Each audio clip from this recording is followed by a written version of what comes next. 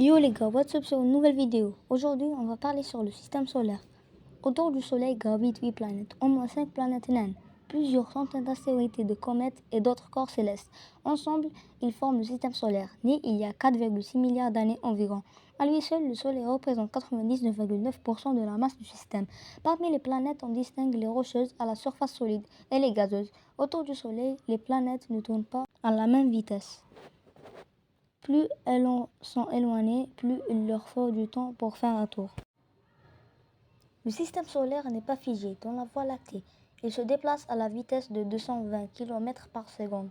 Depuis qu'il est né, il a fait une vingtaine de fois le tour de la galaxie. Un tour de galaxie s'appelle une année galactique et dure 225 à 250 millions d'années. Pourquoi la vie ne s'est-elle développée que sur une seule planète?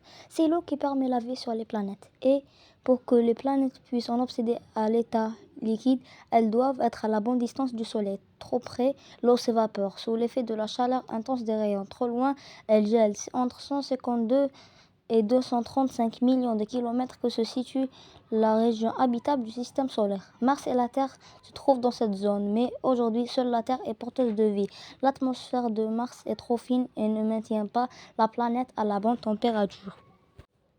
La naissance du système solaire. Tout est parti de l'effondrement d'un énorme nuage de poussière et de gaz tourbillonnant, la nébuleuse solaire. Cela a entraîné une augmentation de la température et la nébuleuse a formé une boule de gaz très chaud qui a continué de croître et de tourner sur elle-même. Au milieu de la boule, le plus gros de la matière s'est concentré et a donné naissance au Soleil. Poussière et blocs rocheux attirés par l'étoile se sont mis à tourner autour d'elle et la nébuleuse a alors pris la forme d'un disque. Puis les roches, poussières et gaz n'ayant pas servi à la formation du Soleil et qui gravitaient autour de lui sont agglutinés et sont devenus les planètes. Tout cela a pris 700 millions d'années environ. Les planètes rocheuses ou telluriques, Mercure, Vénus, la Terre et Mars se sont formées à proximité du Soleil, là où seuls les éléments durs, silicates ou métaux et lourds peuvent résister à la chaleur. Les poussières se sont agglomérées pour donner naissance à des objets rocheux à la surface solide. Ce sont les planètes rocheuses ou telluriques, petites et denses. Les planètes gazeuses. Plus loin du Soleil, là où les températures sont beaucoup plus froides, de la glace entoure les grains de poussière et les gaz comme l'hélium ou l'hydrogène. Par l'agglomération, ce sont particules et gaz. Des corps gazeux ou glacés se sont formés. Jupiter, Saturne, Uranus, Neptune sont les planètes gazeuses, géantes et légères. Elles n'ont pas de surface solide, c'est-à-dire pas de sol sur lequel on pourrait marcher. Le Soleil. Le Soleil n'est pas une planète mais une étoile constituée surtout d'hydrogène et d'hélium. Cette grosse boule de gaz d'un rayon de 700 000 km environ, soit 110 fois celui de la Terre, renvoie son énergie sous forme de lumière et de chaleur. Elle s'est formée il y a 4,6 milliards d'années. Il lui reste autant de temps à vivre. C'est une gigantesque fournaise. À sa surface, la température avoisine les 5500 degrés et elle atteint 15 millions de degrés dans le noyau.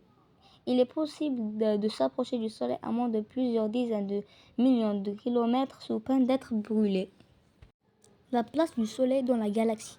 Le Soleil n'est qu'une étoile parmi les 200 à 400 milliards d'autres qui peuplent la Voie lactée, notre galaxie. C'est même une toute petite étoile comparée à d'autres. Sur l'illustration ci-dessus, on peut voir la position du Soleil dans la Voie lactée. Une boule de gaz. Le Soleil a la forme d'une sphère quasi parfaite, très légèrement aplatie au pôle, mais comme sa surface n'est pas solide car il est essentiellement composé de gaz, ses contours extérieurs ne sont pas nettement définis. En revanche, on connaît sa composition interne. Il est constitué de plusieurs couches.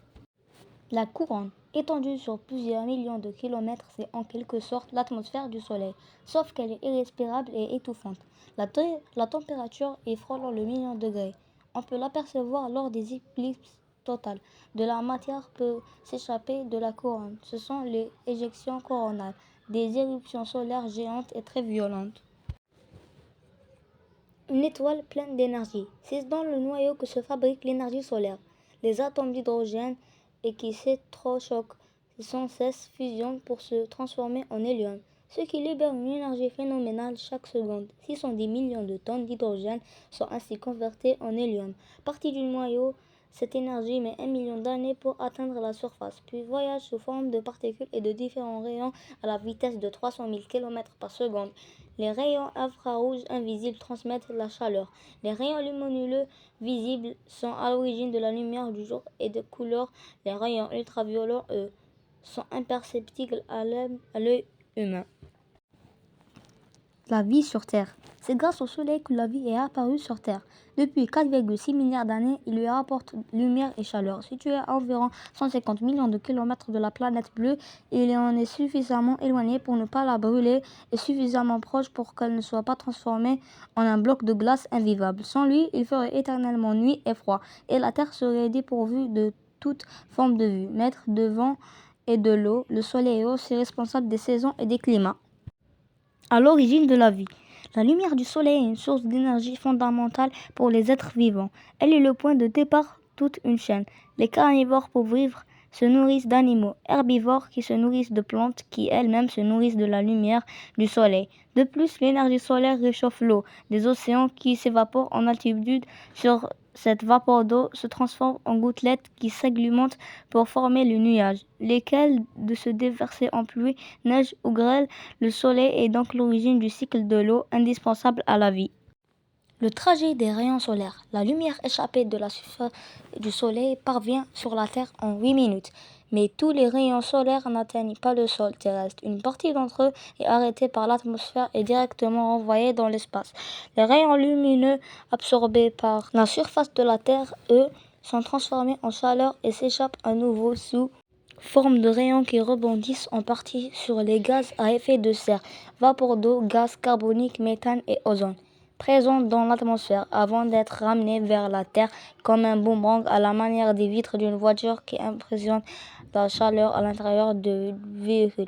Les gaz à effet de serre réchauffent la globe terrestre en piégeant une partie de la chaleur du Soleil. Sans eux, la température moyenne à la surface de la planète serait moins 18 degrés, alors qu'elle est actuellement de 15,5 degrés, et les mers et océans seraient complètement gelés.